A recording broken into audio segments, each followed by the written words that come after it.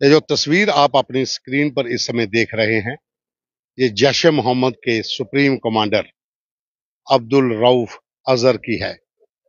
ये कंधार हाईजैक 814, ये उसका मुख्य सूत्रधार था। कल भारत सरकार की ओर से जो ऑपरेशन सिंदूर चलाया गया, उसमें बहावलपुर में पाकिस्तानी जो एक जैश ए मोहम्मद आतंकी संगठन का हेडक्वार्टर था, वहां पर मिसाइल से हमला किया गया और वहां पर जो जैश ए मोहम्मद का चीफ है मौलाना मसूद अजहर, उसका परिवार मारा गया। 15 लोगों की मौत हुई, जिसमें ये अब्दुल रऊफ अजहर भी शामिल था। ये उसका भाई था मसूद अजहर का। जम्मू कश्मीर में जितने भी जैश ए मोहम्मद के बड़े हमले हुए, वो चाहे पठानकोट का एयरबेस का हमला हो या फिर जम्मू कश्मीर के भीतर बड़े हमले, जैश ए मोहम्मद के यही प्लानिंग करता था। देश में जितने भी बड़े हमले जैश ए मोहम्मद आतंकी संगठन ने किए, उसका मुख्य सूत्रधार यही रऊफ था। लेकिन ऑपरेशन बहावलपुर कैंप को जब उड़ाया गया, उसमें लोग परिवार के मारे गए, जिसमें उसकी बहन, बहनोई, भतीजा और उसका ये भाई भी शामिल था। ये पुष्टि अब हो चुकी है। पाकिस्तान की सेना ने भी इसकी पुष्टि की है। पाकिस्तान की जो आम जनता है, उन्होंने भी इसकी पुष्टि की है, क्योंकि कल जब आतंकियों का जनाजा पड़ा जा रहा था, तो एक ताबूत में ये अजहर भी था, लेकिन इसका नाम आज बाहर आया, जब बाहर मीडिया को, पाकिस्तानी मीडिया को पता चला। जैकिंग का मुख्य सूत्रधार था 814C का, जो 24 दिसंबर 1999 में हुआ था। उस समय से इस आतंकी को भारत लाने की कवायद चल रही थी। ये एक बड़ा टेररिस्ट था और वहां पर बहावलपुर में जो जैश ए मोहम्मद का हेडक्वार्टर है, ऑपरेशन सिंदूर, जो पहलगाम में हुए आतंकी हमले के बाद भारत की तीनों सेनाओं ने, एयरफोर्स, नेवी और आर्मी ने ज्वाइंट ऑपरेशन किया, जिसमें 9 बड़े आतंकी ठिकाने उड़ाए गए, जिसके अंदर आने वाले 20 से 22 वो कैंप थे जो इनके अंदर चल रहे थे। जैसे मुरीद के वहां पर लश्कर का हेडक्वार्टर था, 4 बड़े कैंप वहां पर चलते थे। बहावलपुर में जो जैश ए मोहम्मद का बड़ा हेडक्वार्टर था, उसको उड़ाया गया। सियालकोट में हिजबुल मुजाहिदीन का कैंप उड़ाया गया। पीओ जोके के भीतर जैसे बिम्बर है, जहां पर सरजला है, 4 वहां पर कैंप उड़ाए गए। तो कुल 9 बड़े कैंप उड़ाए गए, जिसमें बहावलपुर मुख्य कैंप था, जिसके भीतर ये मौलाना मसूद अजहर का भाई रऊफ अजहर जो था, ये छिपा हुआ था।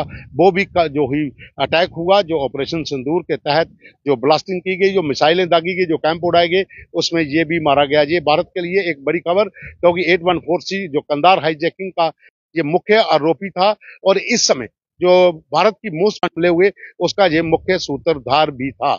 इस समय अगर हम बात करें, भारत और पाकिस्तान की सीमा पर जो तनाव बना हुआ है, पाकिस्तान के भीतर आज भी कई ताबड़तोड़ हमले किए गए हैं।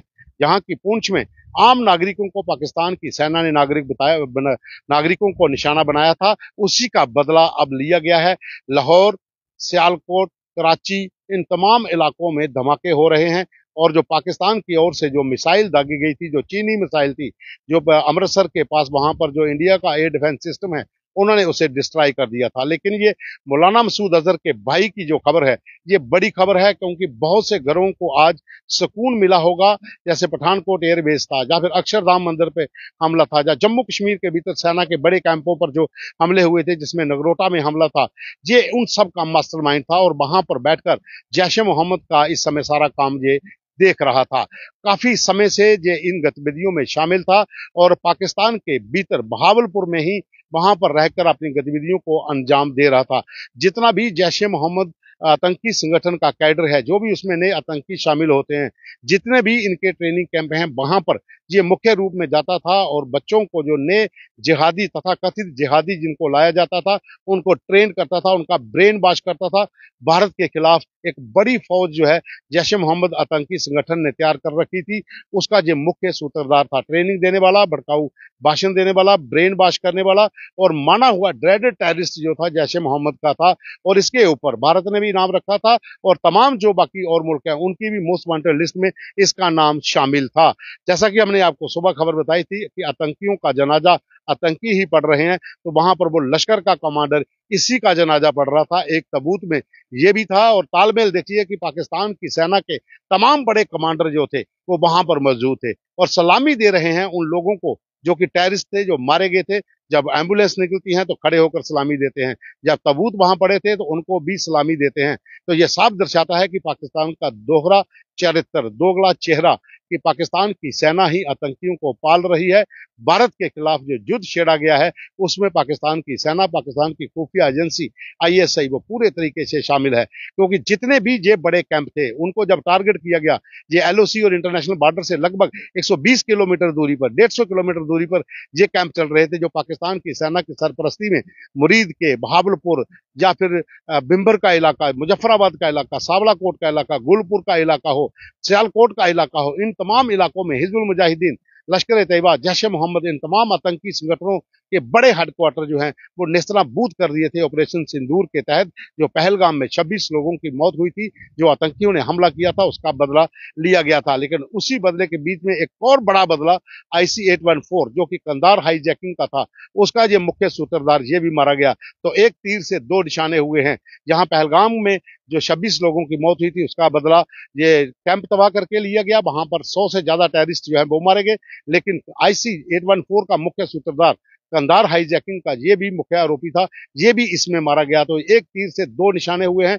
जैश ए मोहम्मद की कमर टूटी है। कल मौलाना मसूद अजहर ने एक पत्र लिखा था, खुद वो गायब है, कि इससे बदले मैं मर जाता मेरा परिवार ना मरता। बहन, बहनोई, भतीजा, उनके बच्चे और उनका भाई और इसका परिवार, ये सब के सब जमींदोज हो गए हैं, जो वहां पर मिसाइल दागकर इस पूरे हेडक्वार्टर को उड़ाया गया था। इसी तरह से मुरीद के भीतर लश्कर के टॉप कमांडर मारे गए हैं, हिजबुल मुजाहिदीन के टॉप कमांडर मारे गए हैं। तो कुल मिलाकर हम बात करें, 100 से ज्यादा बड़े टेररिस्ट जो हैं, सभी तीन जो बड़े संगठन पाकिस्तान के भीतर काम कर रहे हैं, उनको वहां पर कल जमींदोज कर दिया गया था ऑपरेशन सिंदूर के तहत। ऑपरेशन सिंदूर अभी भी जारी है, जैसा कि केंद्रीय मंत्री किरण रिजिजू ने कहा है कि ऑपरेशन अभी जारी है, और उसका सिला आप देख सकते हैं कि आज लाहौर भी दहला, सियालकोट भी दहला और कराची भी दहल रही है। लगातार वहां पर धमाके हो रहे हैं।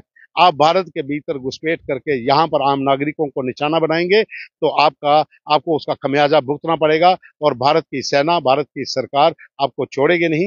ये आपने पहले भी देखा, जब उड़ी में आपने हमला किया तो उड़ी सर्जिकल स्ट्राइक की गई, जब पुलवामा पे आपने हमला किया तो एयर स्ट्राइक की गई, और जब पहलगाम किया तो आपको पूरी तरह से जमींदोज कर दिया गया।